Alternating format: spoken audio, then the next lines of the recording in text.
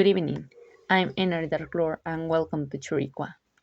Tonight we will listen to legends of Kuldhara, the Ghost Boss, the Caleuche, and the Headless Bride.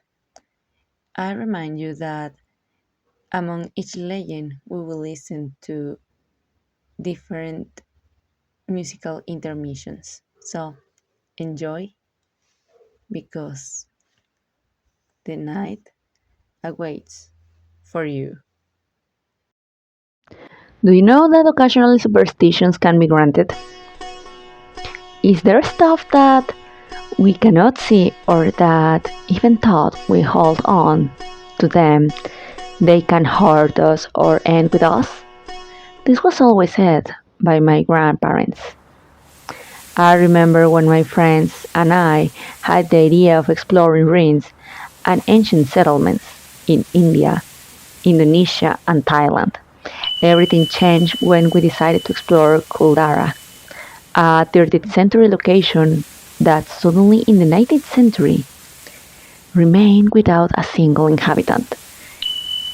It is said that because of the lack of water and due to the once atrocities contribute to the city becoming a ghost town. Even thought, no one knows actually what happened. These are the more accepted theories. It is also said that this land is cursed. Those who decide to settle there will be able to find misfortune and death. It is believed that any effort to resettle Kuldhara again would be just that, an effort. Yet, no one could inhabit this place again. As I told you before, my group of friends and I like exploring ruins, and of course, Kuldhara was one of those places.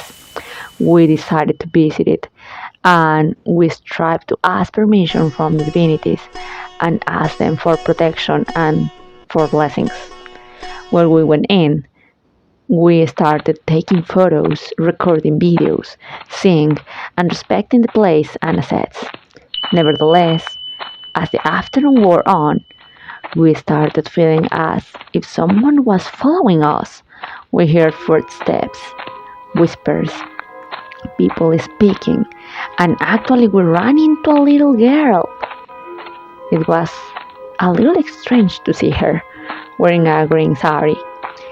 She hid behind a wall, and I just followed her. Maybe she was lost. Maybe she was there with someone else.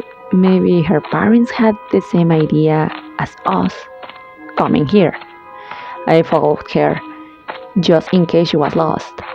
I heard laughter, such as she was playing hide and seek with me. Maybe it was the least recommended action to do that. Nevertheless, since I remember she was a child, it is highly possible that she didn't understand that point and reasons. When I found her, she didn't say anything. She just remained in silence, and I asked, "Why are you here alone? Do you know where are your parents?" She nodded her head and pointed to the northwest. "I'll take you there then." I took her hand, and she was cold, such as ice. When we arrived, she was in front of me. Her eyes turned black, and blood tears ran and poured from her eyes. Then I heard footsteps, such as someone was behind the wall. I couldn't bear it anymore. I screamed and started running. Suddenly, she was behind me, chasing me, full of blood, and I felt like there were people surrounding me and whispering, "Misfortune and death awaits those who decide to settle on this land. Misfortune and death awaits those who decide to settle on this land." As soon as I came across one of my friends, I told him what happened to me. He also saw the girl. And some few minutes later, my other friends arrived running with a video in which they hear those same whispers, also shadows and smoke beings with black eyes in there. What had happened there? What has been of these poor souls? Those whose destinies continue their warnings to the living ones, surely of not to suffer the same fate than them, and rooted to the place until Kalki descends from his white horse.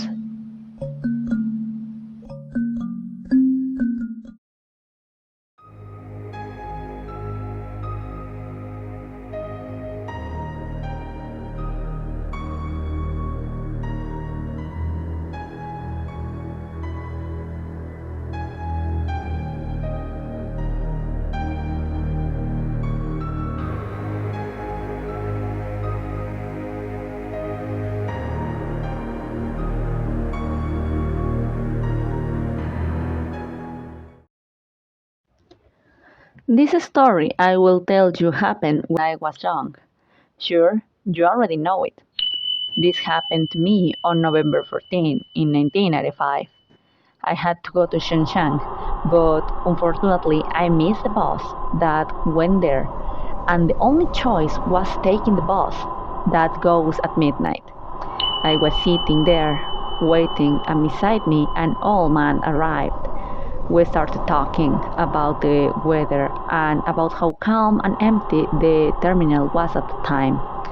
Barely just a few passengers were to other destinations, and then us. We were the only ones getting on that bus. The old man got on the bus first. He was sitting in the second lines of seats behind the driver. Then I decided to sit 2 lines behind him. The trip went smoothly. I entertained myself looking at the landscape through the window, whereas the tiredness and sleep overcame me. Nevertheless, we saw some shades of people making the stop to get on. They were wearing old clothing, such as those that in ancient times and dynasties used to be worn. It was weird, but then I heard the bus driver asking the ticket officer, "It is a little weird to see people wearing that kind of clothes and in a place that is not a bus stop, isn't it?" So she replied, "Yeah, absolutely. Maybe they are actors who couldn't miss the bus and prefer to get on like this instead of changing their clothes, and maybe this is their only chance to go back home." At the time of getting on, I saw a third person. I couldn't see his face quite well due to the fact that he looked tired. They were carrying him on the shoulders, and the old man and me thought it was wrong, something that wasn't strange to think. Little time later, after they got on, they were sitting on the bottom of the bus. I was flooded with an uneasy feeling, something that made me automatically lose sleep. Some minutes later, the old man rose from his seat and said, "Give me my wallet." Surprised and confused, I replied, "This must be a mistake. I don't have it." "Come on, you have it. No one else here could have it. Sure, you took advantage of the time when you passed beside my seat and steal it." "No, no, please wait. Maybe it fell down and you didn't realize it. Maybe it's on the floor." We started looking for it between the seats, and he continued insisting on that. The ticket officer insisted that he kept it at the time of paying her. I got so angry that I told him that he should look for it in his stuff instead of blaming me, but he continued pushing. This became unbearable, and the bus driver finally said, "This cannot go on. I want you to be silent for the rest of the ride to the next stop. There, both of you can get off and settle your differences." We both swallowed our saliva and kept silent for a few minutes that seemed like hours to me until we reached the next stop and got off. Once the bus left us behind, the old man asked me to forgive him and said, "I'm so sorry for blaming you, but it was the only way I found to save our lives." "What do you mean?" The moment they got on the bus, the wind blew, and I noticed that they had no feet. They were cold. I'm sure their suits were floating. If I didn't do something soon, who knows what would have happened to us? I was stunned by what he told me. I saw his face, his expressions, and I believed him. We decided to go to the police station, but when we gave our statement, the policeman accused us of having been drinking and even doubt of our mental faculties. We retired and decided to spend the night and see what we could do about it, and of course, take another bus to our destinations. That morning, I heard on the news that the midnight bus bound for Shenzhen was lost and had not arrived at its destination. It gave me a bad feeling. Already at the terminal before we got on another bus, a policeman arrived and insisted we accompany him. He apologized for not believing us and took our statement as it was due. After a few days, the bus was found submerged in a water tank 100 kilometers before reaching Shenzhen, counting the driver and the ticket officer as the only victims. To make matters worse, as I heard later, the bus did not have enough gasoline to reach its destination. The bodies were badly decomposed, more than usual, and the strangest thing is that the surveillance tapes of the bus terminals did not show anything out of the ordinary. Since then, I have never traveled by bus at night again.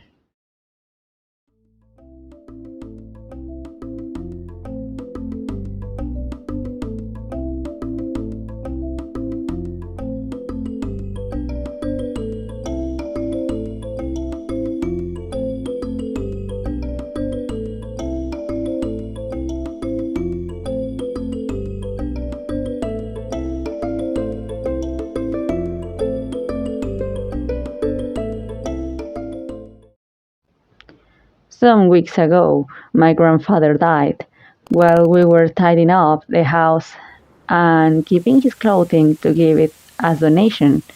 I found a notebook, very old, and with yellow pages due to the old they were. I opened it, and there I found a kind of diary in which my grandpa narrated a story in great detail that I would try to summarize as well as I could. February 8, 1939. We had never had issues and lack of money until a couple of years. Since the Kisapu eruption, many of that suppliers got affected and a lot of his best merchandise stopped arriving here. that is doing his best. But a couple of years ago, we are struggling with money. Since Chichan's earthquake, we were affected because almost all the merchandise with new suppliers that mom and dad sells are coming from there and from Concepcion. Pedro and I started to work after school to help at home.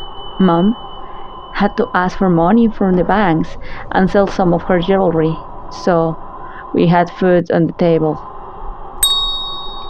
March 10, 1939. The other day, I heard Dad talking with Mom. It seems they didn't realize I was there, or at least I want to wonder that. I hear Dad saying, "Come on, darling. I remember my father told me about my great-grandfather who was struggling and in need. They sold one of his older sons to a ship called the Enchanted Ship. After this, he started receiving merchandise, and business improved considerably. Some years later, his son arrived to visit them.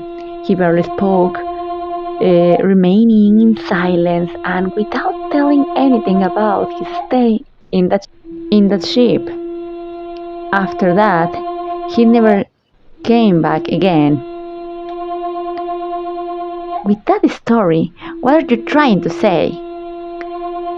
That this situation is unbearable.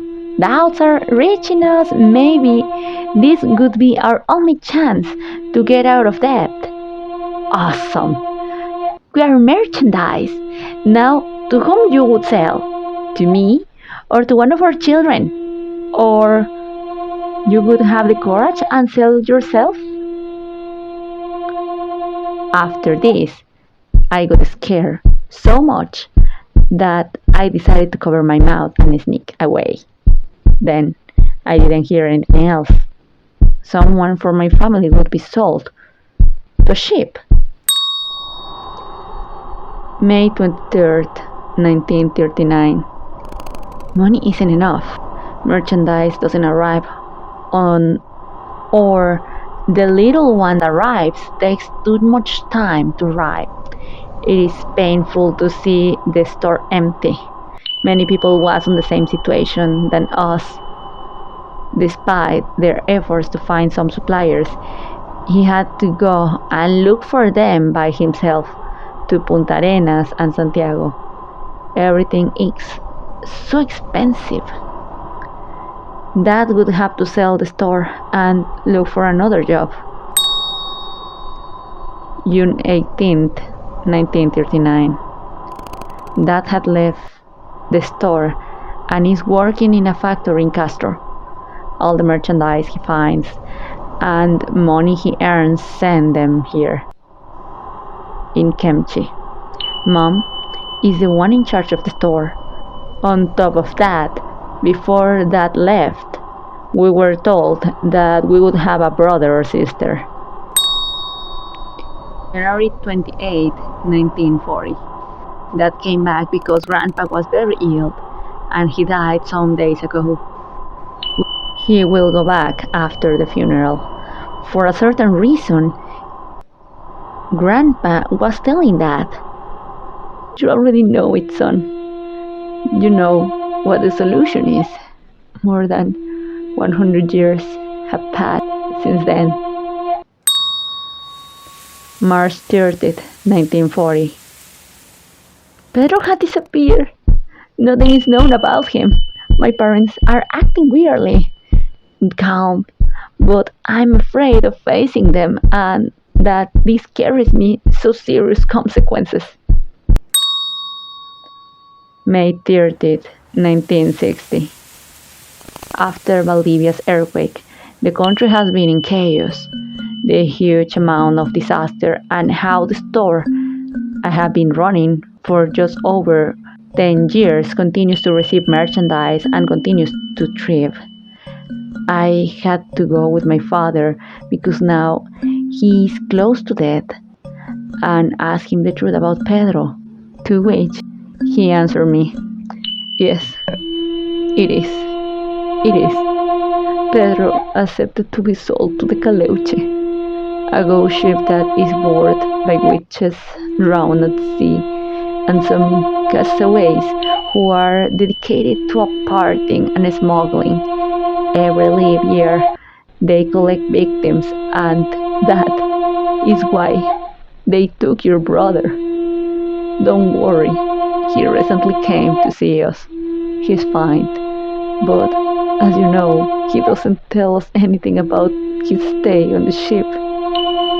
Thanks to him, we were able to get out of debt.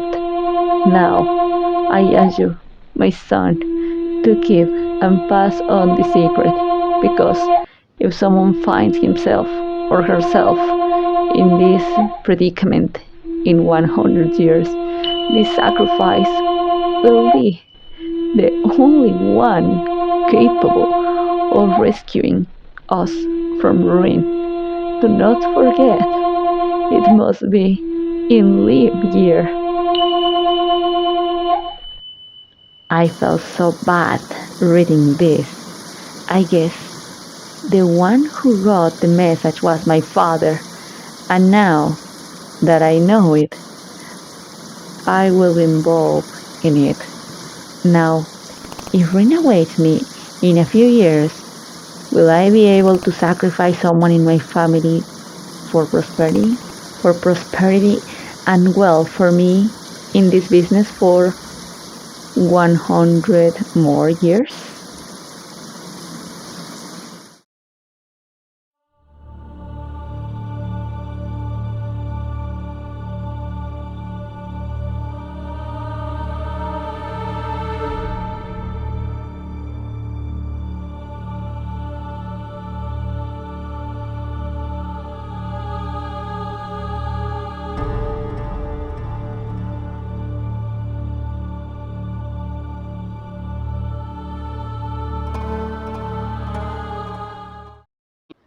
I'm a teacher and I've just recently started to work in San Benito in Potosí. I have been living here for a little more than a decade. I'd been working in another school, but when my mom got ill, I had to quit my job to take care of her until she died.